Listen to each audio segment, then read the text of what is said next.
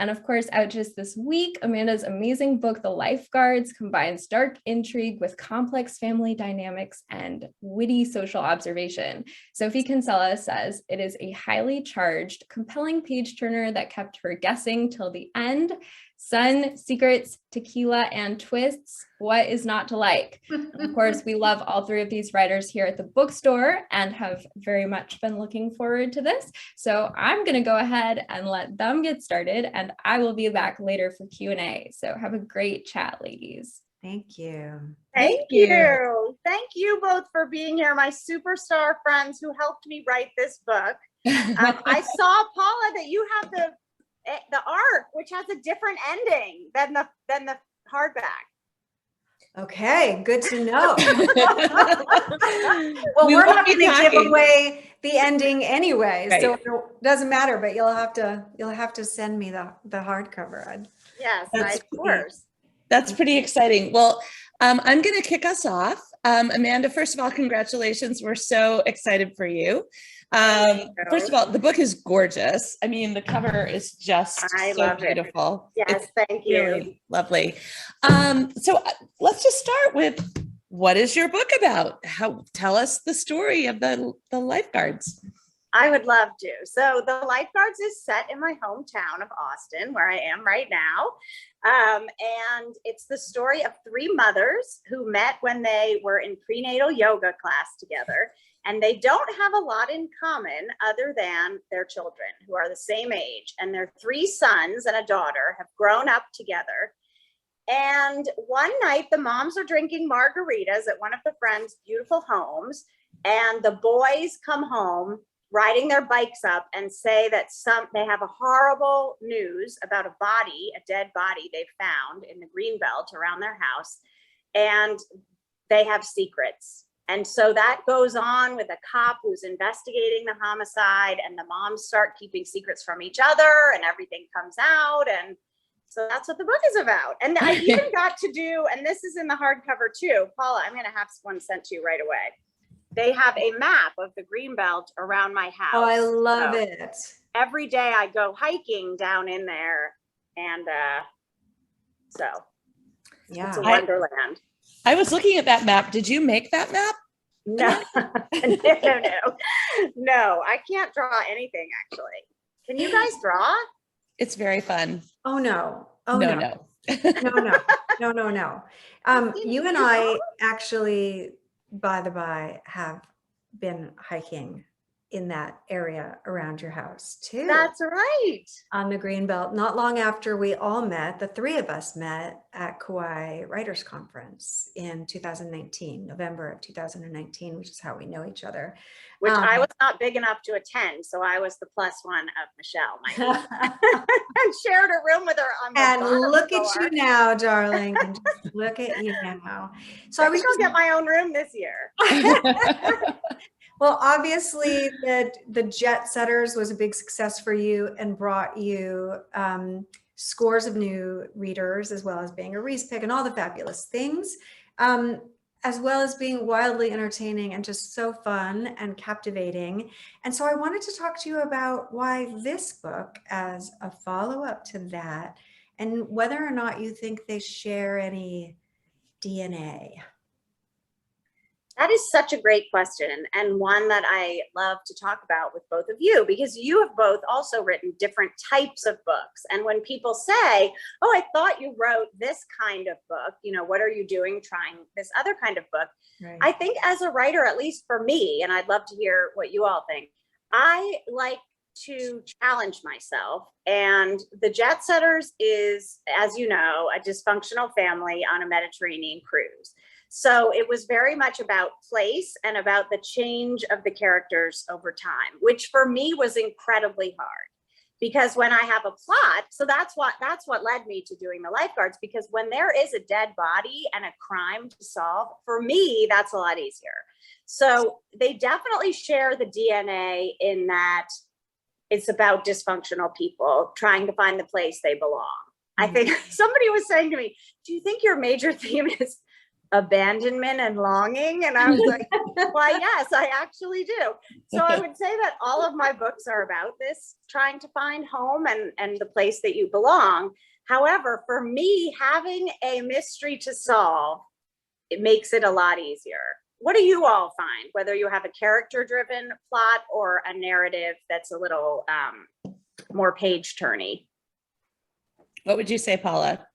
I would say I got my start in poetry, and so plot is sort of the least of my the smallest card in my hand, right? Or the least least facile with plot. And yet I too love to challenge myself and seem to like that feeling of throwing myself over a cliff into territory that is wildly unfamiliar. So I get that. And I really admire that about you, honestly. Yeah, I do too. I mean, because plot isn't my strong suit, I tend to find models for plot.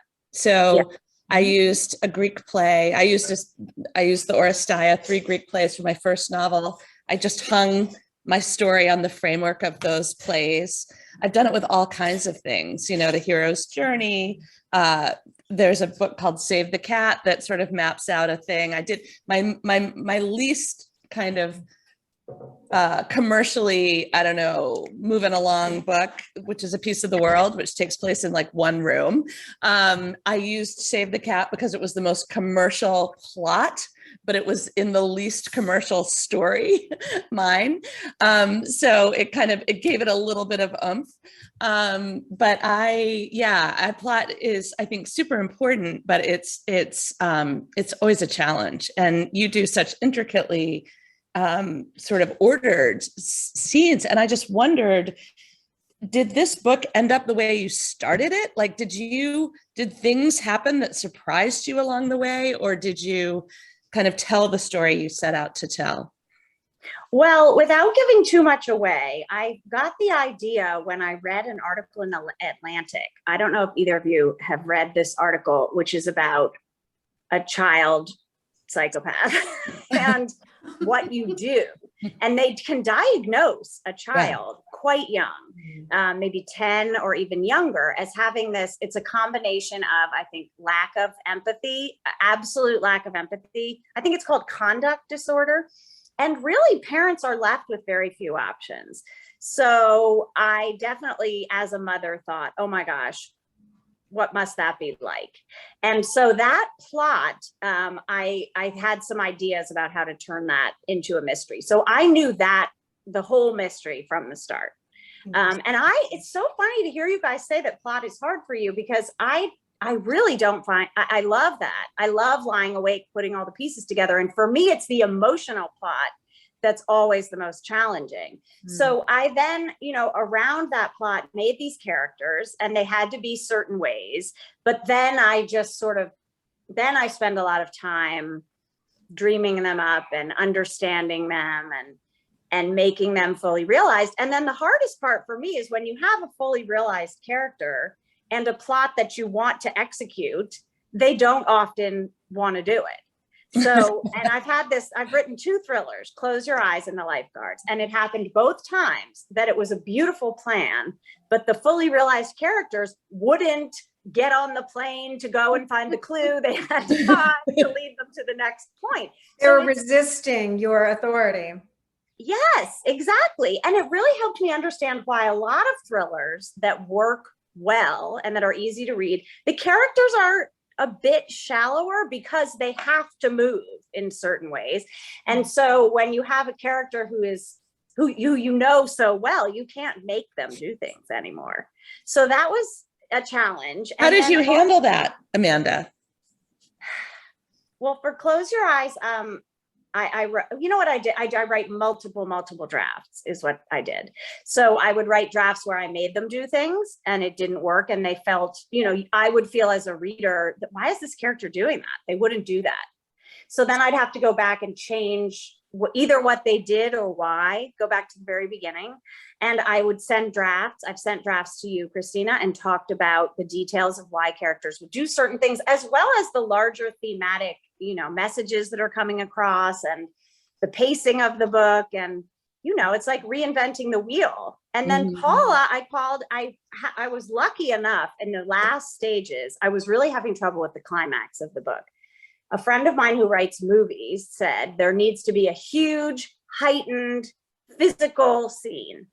And in most literary novels, it can often be a quieter climax scene. So I emailed everybody and I read everything and nothing was working for me. And then I read When the Stars Go Dark, and you executed that climactic scene so beautifully. It was a combination of the emotional weight and the physical big exciting scene. So lucky me, I called you and said, how did you do it? And you walked me through how to write that scene, which I've quoted. I took notes. I'm going to frame that someday. I'm sure our listeners, some at least, would like to know just even a tiny, tiny bit of what you said, Paula, or Amanda, what you heard.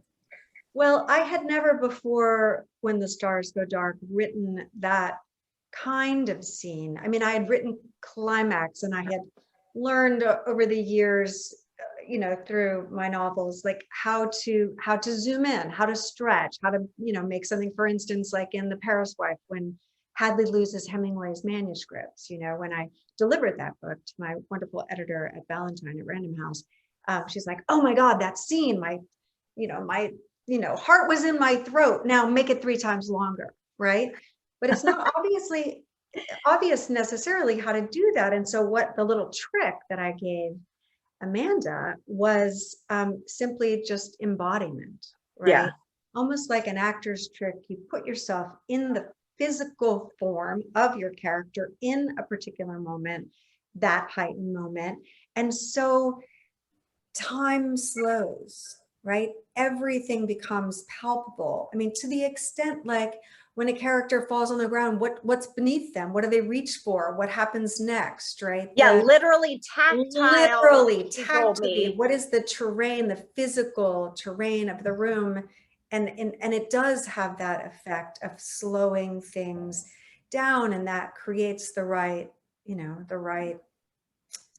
milieu. It creates the right everything. It kind of comes together. And then you said there should be a moment where the line between the protagonist and the antagonist, not that it's unclear, but that it's like we're the same. Like we're at odds. And this is what I heard. And I recognize that this person needs to be defeated. And yet I also recognize I'm the same. Yeah. And if the defeat, right, of that character can come through that piercing of the veil between these two people, right? There's no black and white, right?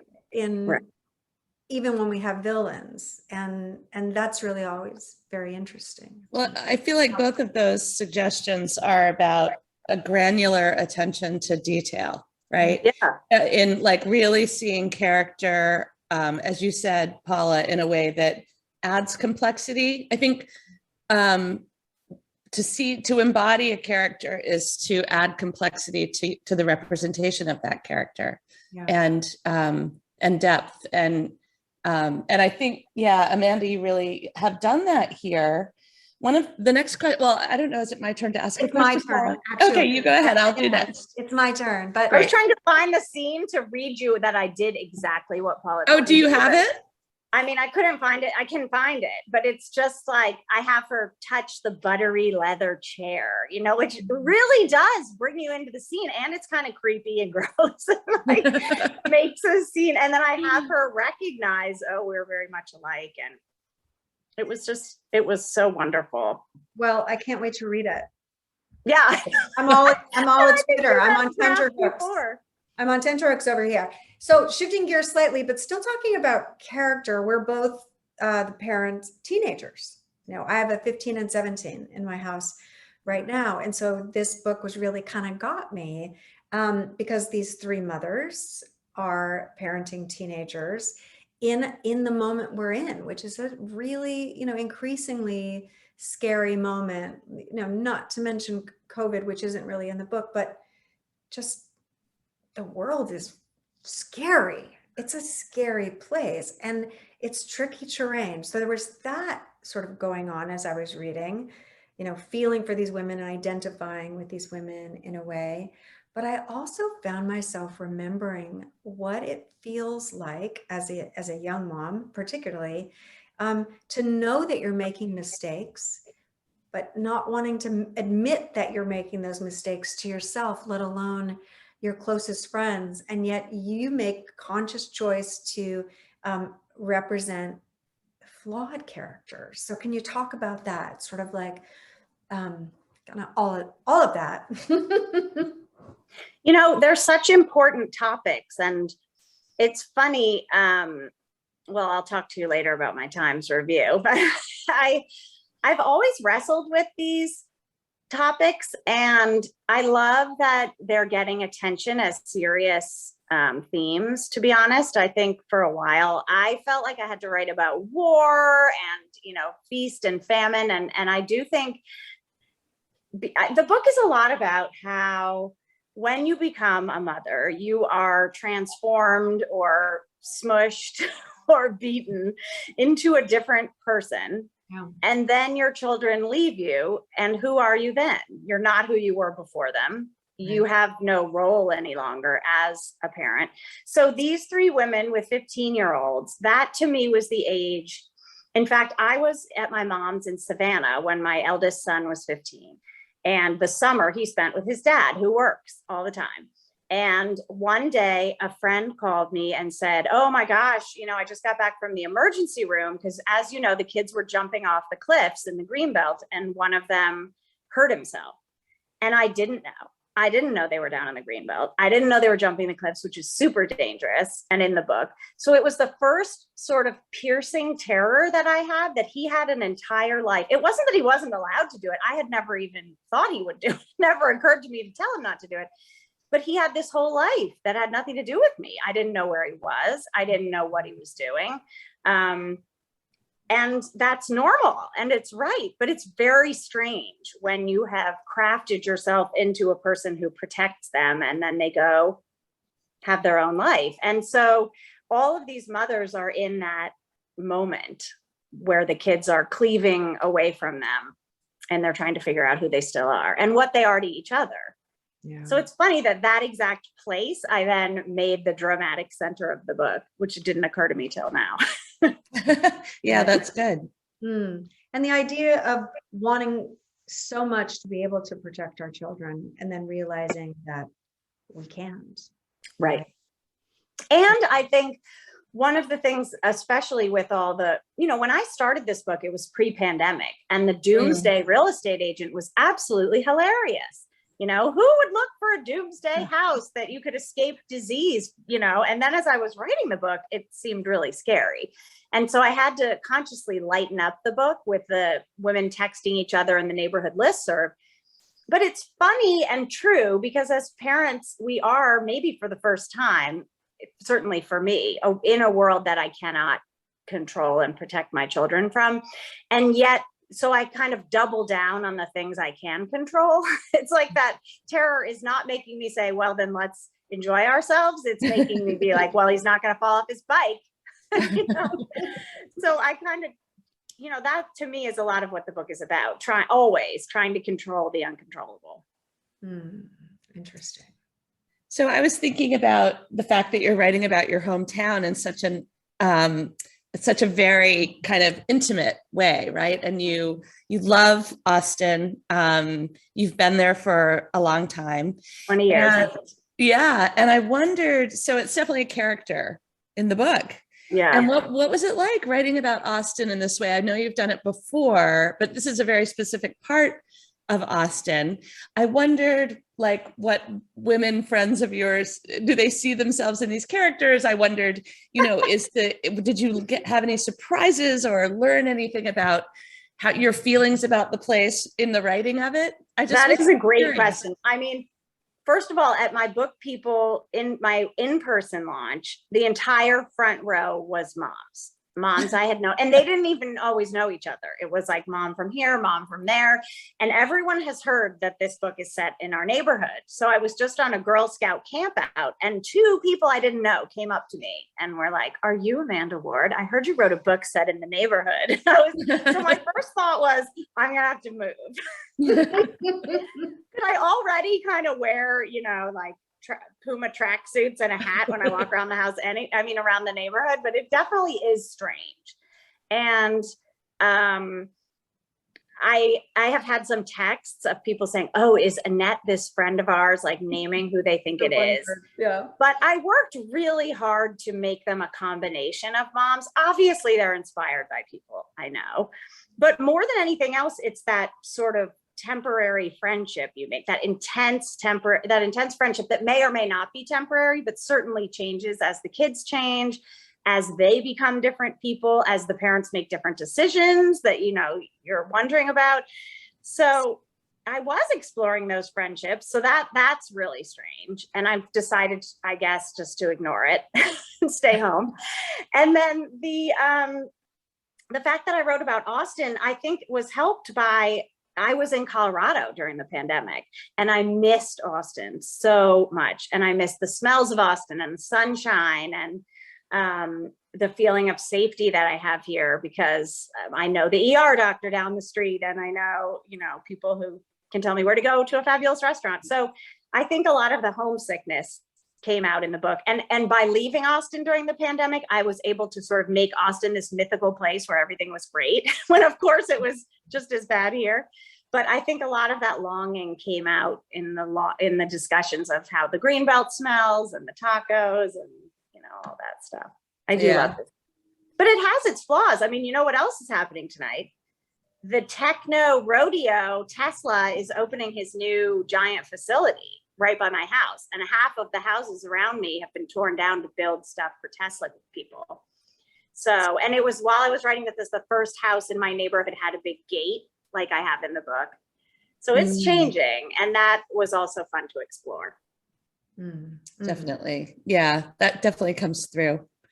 Yeah. So I wondered, of these three women, Liza and Annette and Whitney, do you feel that you yourself are more like one of these women than the others? And yeah. So which one? Yeah. Okay, guess. Well, I'm guessing Liza. What do you think, Christina? I don't know. I could see little bits of you in each of them, actually. I'm curious. What do you think? I think Liza, yeah. I mean, Liza is the one. Let's describe to the audience. Yeah. Okay, so Annette is a glamorous woman who was brought over as an infant from Mexico and so she did not have American citizenship. And when the book starts, even though she's married with kids, she still does not have American citizenship. And she becomes an American citizen over the course of the book and has a big party. And that is an American. But she was a basketball star at UT. And a lot of her came from my research when I wrote The Same Sky, when I looked into immigrant kids coming here and how they wrestle with citizenship. And a lot of them only have to deal with it after college, when they have to get jobs and go to law school or something like that. Because UT, University of Texas, kind of turns a blind eye, especially if you're an athletic superstar. So that's Annette. And I love delving into her family. I love the town she comes from on the border. I loved creating her parents, who run a boots shop in town. And I have had students and friends with similar backgrounds. So that's Annette. And Whitney is the sort of alpha dog of the moms. She is beautiful and in fabulous shape, and she runs this real estate empire and makes tons of money, and she's very glamorous, which I would not see myself as. And then Liza is a single mom, as my mom was, and she, she's a cookbook writer, which is a job that my friend Paula has, and I didn't even know existed, that she is continually going from famous chef to famous chef, taking on their voices. And so it's this ventriloquism and writing at the same time. But I think Liza is the one who's like a writer. She's watching everybody. She's trying to fit in. She's trying to figure out. I definitely took the way I feel and amped it up a bit with her. But she doesn't feel safe, and she's nervous, and she's watching and knows more what everyone else is thinking than what she thinks herself. Love that. Yeah. I want that job, by the way. I know it I sounds. do want that job. It's so crazy. It's really a hard job because I've known her for years and I've seen her go through, and some of them are so funny. Like there was a barbecue cookbook she did in the voice of this woman, and the woman would say on her television show, well, what's this? And she'd say, it's your grandmama's famous biscuits. Chapters of this grandmama and her biscuits, and it's a crazy job because a lot of the chefs will literally just send her like a list or spend the weekend with her drinking whiskey and then being like, I don't know, you write the book. So That's so fun. it's a crazy job. So one of the things I wondered is, in a book like this, Amanda, that takes place in a place you know so well, was there research you had to do in addition to just your kind of delving into your memories and thoughts about the place? And a related question is that you have all these fun, you have text messages. It's like there are really fun ways of reading this book, that you've got stuff going on. And I just wondered if you talked to your kids about all of that and how you dealt with technology. It's so funny. To the research question, I did research the same way you'd do it in another country. I would go hiking and take pictures, and for the first time really think, how do I describe the leaves here? Where does it take a turn?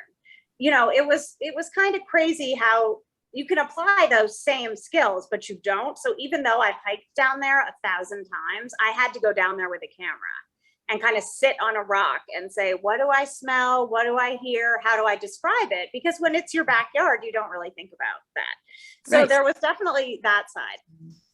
Now, the whole drug dealing stuff and the text messages, I did sit down with my 18-year-old and they've all watched Breaking Bad. So they know somewhat about, but I said, I'm hearing about Snapchat or Craigslist, like where would you sell drugs on Instagram? And I think what I put in here was Snap. They told me I was wrong. Sort of though wish, like you're secretly like crossing your fingers that maybe he can't answer that question. I have to say, they seemed shocked. My son and his girlfriend were kind of like, what? And I was like, so if somebody OD'd, who would you text first? It was pretty dark. And I'm so in my writer head that I kind of set aside my mothering sense of like, is this a good question to ask teenagers? And so I definitely asked them about details and then did a lot of Googling about how drugs are sold and also how you could prosecute someone for selling drugs, which is a pretty new thing. And then in terms of adding all the text messages and stuff, I got that idea because my daughter Nora was reading a middle grade book called The Jigsaw Jungle. And it has all these letters. And of course, a lot of us have used those tools, but on the page, it looked really cool. Yeah. And, in the middle of the pandemic, I just wanted to have fun. And I thought that looks really fun. All those, because it didn't just have the letter. It was like you could see the ripped edge of the letter. Mm-hmm. So I tried to push for that as much as I could to just have a visual break. It's also, I think it kind of just pulls in this so that we're steeped in the world of the moms, right? Mm-hmm. Like the moms with all their handles, right? Sort of being in, and some of them are like soliciting on the sly and, trying to sell themselves in various whatever. And I thought it was really fun, and that those voices kind of, are knitted together through the book, and they also puncture the actions. So it was just really fun. One thing about voice though, I tell me if I'm wrong, I don't think you've ever written from the point of view of a detective. So that is right. Story. So that was a huge element of, you having to do some research in terms of the veracity of the voice and the point of view, correct? Well, I read your book. Did that help you become a detective? Yes. And I'm always reading crime fiction, but I didn't realize how much I didn't know. I mean, when I wrote the first draft of this, the boys had found a body on the Greenbelt that was deemed a drug overdose. And so then the homicide detective arrives, and I gave it to my friend Meg Gardner, who's a crime writer. And she said, why would they call a homicide detective? You wouldn't. If you find an OD, there's no homicide involved. So I had to plant things so that he would even get involved. But then I read all these memoirs of homicide detectives. There are a lot of them out there, some of them self-published, and learned how a crime scene works. And a lot of the crazy facts that I kind of slid in there about how they get this tunnel vision and kind of go in. Oh, this one guy goes in the tunnel to see what's wrong, and then he's able to spot things. And the fact that he takes off his bloody clothes and leaves them in the garage before going in the house, and his wife gets him clothes, cheap clothes that he can wear to work. A lot of those details were so fascinating, but that was a whole multi-month project of sort of teaching myself how, I kind of had the scenes and knew where they'd go, but then I had to figure out, it's funny that you can read so much and watch so much 2020 and Law and Order, and still really, when it comes down to it, have no idea how a crime investigation works. I didn't know what kind of car he drove, if he would have a partner. It's none of that. I love, though, that he is incredibly human, that we feel for him, and, he's lost his wife and he's trying to be a single parent. And so he too is sort of living through that same world as, the moms that were invested in. And I just thought it was really interesting. Have you read Kate Atkinson's Case Histories? Yes. Series? Oh, it's one of the best books, right? Like, ever. Unbelievable. Like, that is if you want to know, right, how it's done, like that is how you do it. It's a masterclass. And then she has another book, and maybe it's Case Histories, but that I've taught the prologue because it's back in time. When will there be good news? When she peeks in the keyhole. Oh no, that's a different one. This one, it's a young No, cop. the prologue, or the first 4 pages of When Will There Be Good News, is as good as just anything. I mean, anything. I just wish she'd go back to crime, because I love that. And I love Ton of French. Yeah. I love all of those. And yours is also a great primer on how to do. I mean, you must have done a ton of research as well. I did. And in fact, also read a lot of Kate Atkinson and Ton of French, because I wanted to write something that was atmospheric, right? And also, did deep character dive, right? And had lovely language, and not just, page turny kind of twisty business. But I think you do it all here. It's really It's definitely strange when they were sending covers, and it was unclear to us all if this was a thriller or if it was a it looks kind of fun, but we wanted to make sure it looked somewhat dark but not too dark. And that's the kind of book I love, that kind of does everything that your books are, but it is hard to market a book like that. Agreed. I want to remind people that this is a great time to weigh in and throw us your questions. Some questions. Yeah, absolutely. Amanda, I was along these lines, I was wondering what comps you thought of. In other words, what books or authors you kind of had in mind, because there's another whole side of it, which is like Cynthia Sweeney, who, the sort of family drama, or families sort of together. And you're right that it's a hybrid, and we've been talking about the sort of thriller aspects, but I wondered too, what other authors you've found were useful to think about when you were thinking about this book, or books that other people might want to read, having read this book. Well, I love Taffy Broadskirt. The book is called Fleischman is in Trouble. I love those caustic comedic tales. So I love comedic novels, and that's something new for me. I think I only liked dark plots for a long time. And then when Andrew Sean Greer wrote Less, he's a friend of mine from graduate school. And I thought, this is his voice. And I think we both were trying to be self-important in a way. And he just dove into his own voice. And it was so brilliant and so hilarious. And so a mixture of jealousy and competitive instinct made me think, well, I'm going to try to do this.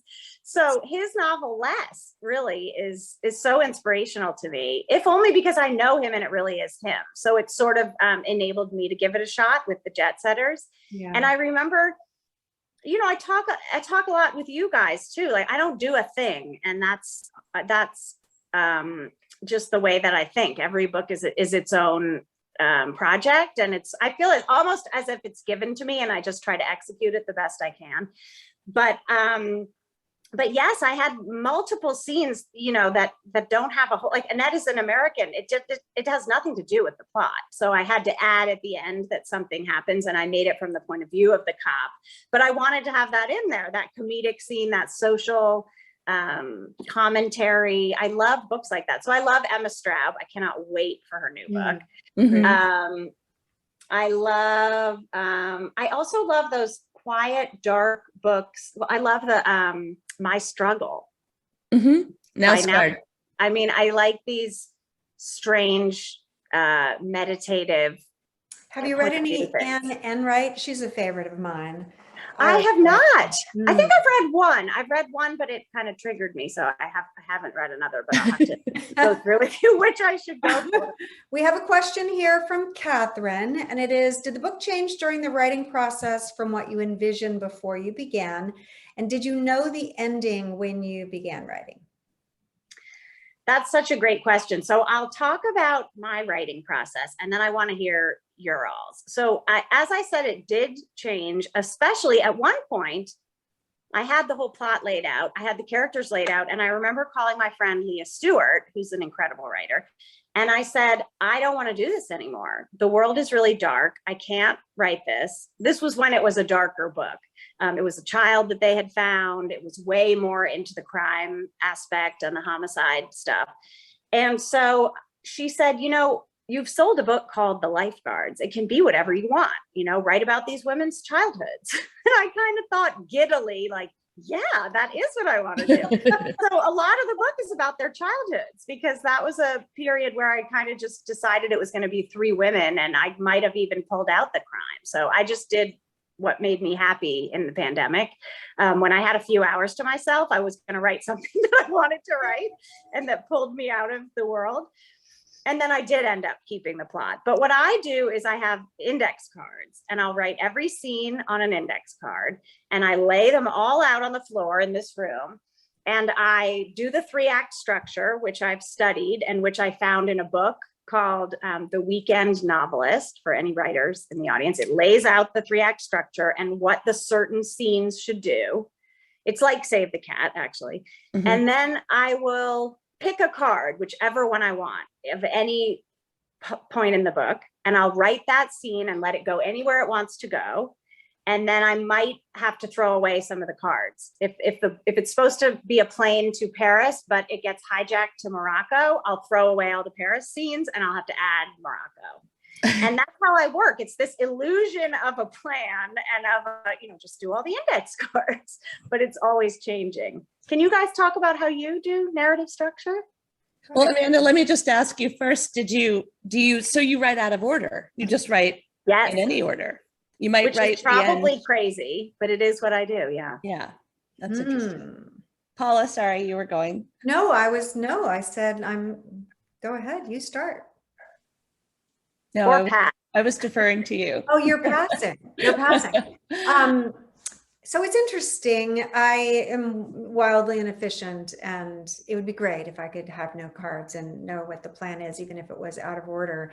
But I'm more intuitive and impressionistic, and I just try to build an environment in my head and in the room that I'm working in to just descend. I mean, that's the magic, right? When time disappears and I drop into that place, right?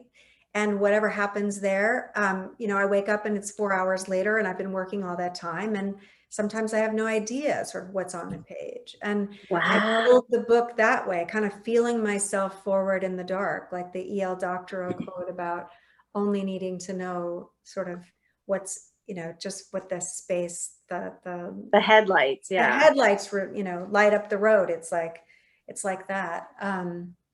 Yeah, but just recently I was thinking, because I write 1,000 words a day, and I just try to, I'm very proletariat about it. I keep Yeah, you have to. I write my word count down every day, and I keep my word count.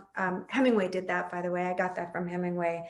I keep my word count forever. I mean, I take those pages and I put it with the manuscript in a box when I'm all done. And How many words did Hemingway write a day? Oh no, it didn't matter how many words he wrote, but he wrote it down, right? He tried to work, in the mornings and always at least 4 hours a day. But lately I'm realizing that I push myself so much, and that I'm a workaholic, and that when I get to the 1,000 words, do I stop? No, I keep going. So just more recently, I've been trying to do something closer to you are. I'm just going to write one scene. I'm going to write to the end of the scene. If I feel good about that, then I'm going to, move on and maybe regrout my tile. Find something else. Well, I just was at a conference and I ran into a writer named Matt Bell, and he gave me a copy of a book that just came out, his book called Refuse to be Done, How to Write and Rewrite a Novel in 3 Drafts. It's not three. Really, I was like, oh God, you have to be done. Three. I know. It's not really 3 drafts, but it is I think it's such a wonderful book. And he does the style he's describing is kind of what I do, which is that I write my way into figuring out my plot, or I have a general sense, but I am not exactly doing the cards on the floor.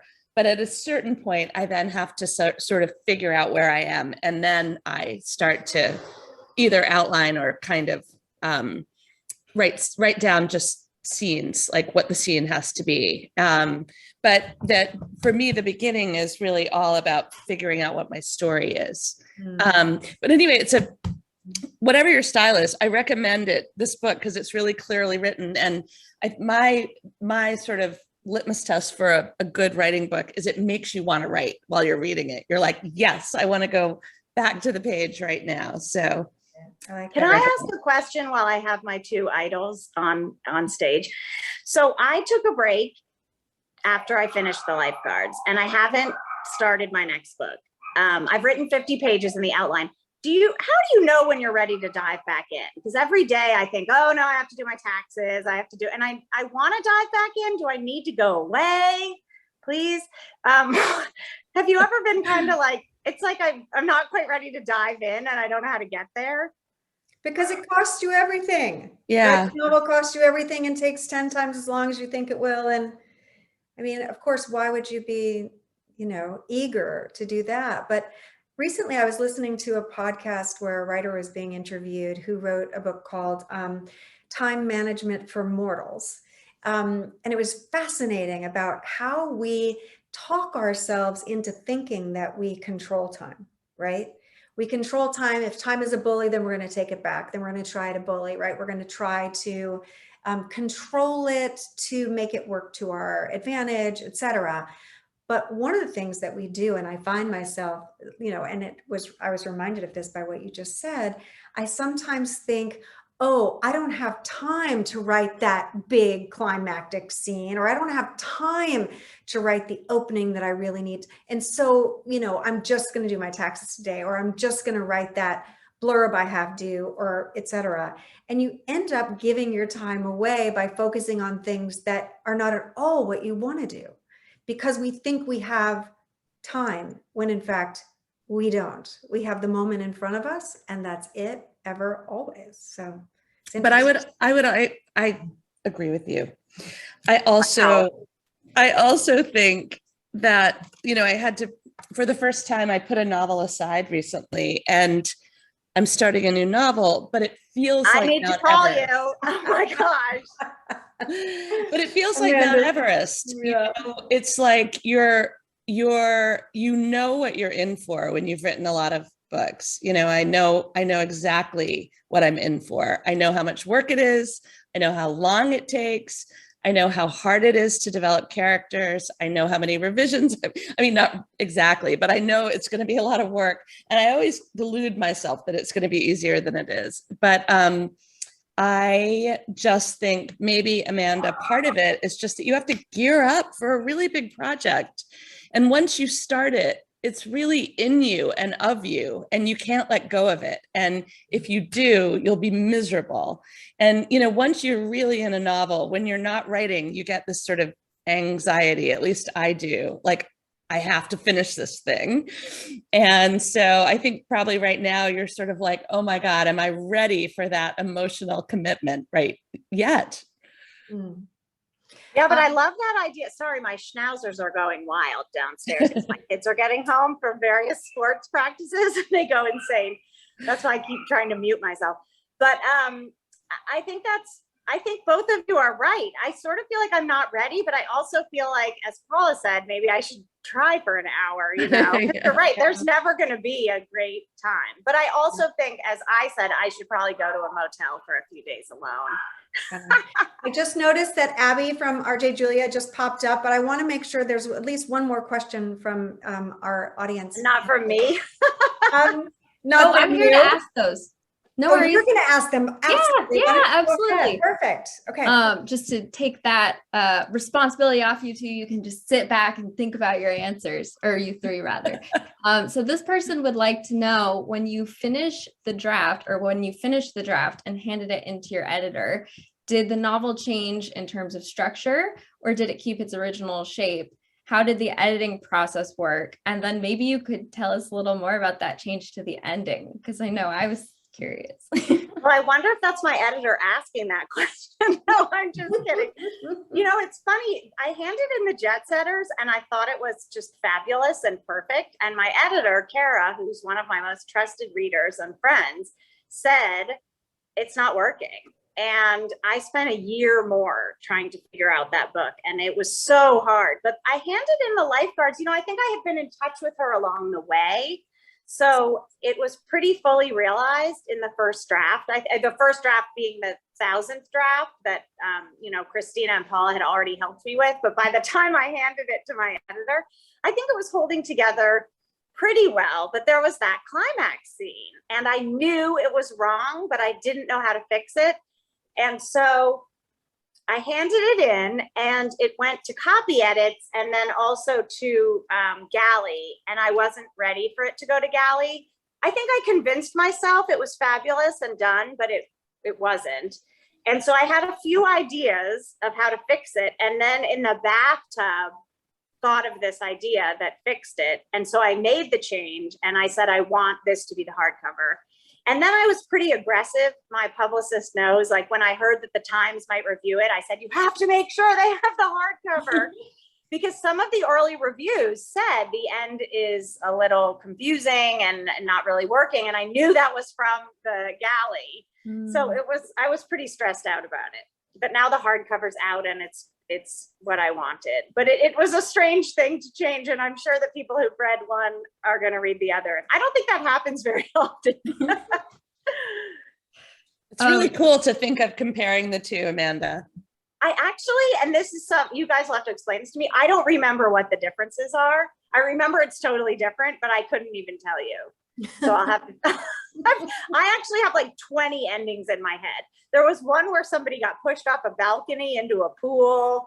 That was me trying to do the big stakes ending. It was so dumb. This person suggests, I think based on the bathtub comment, that you should write at a spa. So Totally possible agree. consideration. We Definitely. could all go there. And we right know now. which spa, because I'm going there, ladies. I'm going to Lake Austin Spa Saturday night to do an event. And next time I want you all to come. Yeah, fun. Yes, I actually do sometimes write at a spa. I also write at the Crown Plaza Cheapy Motel on I-35. Wherever I can. I write in friends' empty houses. If they say I'm going on vacation, I'm like, can I have a key? Because I'm coming over. Whatever works. Yeah. I think this is actually a great one to end on. What do you hope that readers take from the book? there's so many issues that I'm exploring in the book, and I think they're really important issues. But to be quite honest, right now, I just want them to have a good time and be wrapped up in a wonderful story, and maybe take it into the bubble bath with them and just finish it and say, oh my God, I want to read 10 more novels, because novels do what nothing else can, and it's escape. So that's what that saved me as a kid, escaping by falling into other stories. And that is my goal for this book. Well, then I think you succeeded, Amanda. Excellent job. Thank you. All right. Well, I know we could go on probably for another hour. It's really been like listening to, three lovely women just have a conversation about writing and life. And I know I've enjoyed it. To our audience, if you haven't already purchased your copy of The Lifeguards, be sure to do that. And you can add copies of The Exiles and When the Stars Go Dark if you don't already have those in your possession. And of course, there are links in the chat box. You're welcome to visit us in store at RJ Julia, Wesleyan RJ Julia, or BookHampton. Thank you as always for supporting your local independent bookstore. And thank you again, Paula, Christina, and Amanda. This was Absolutely so fun. Congratulations. Congrats, Thank Amanda. you, my friends. I can't wait to see you. We too. In Kauai, everybody should come. Yes. Yes.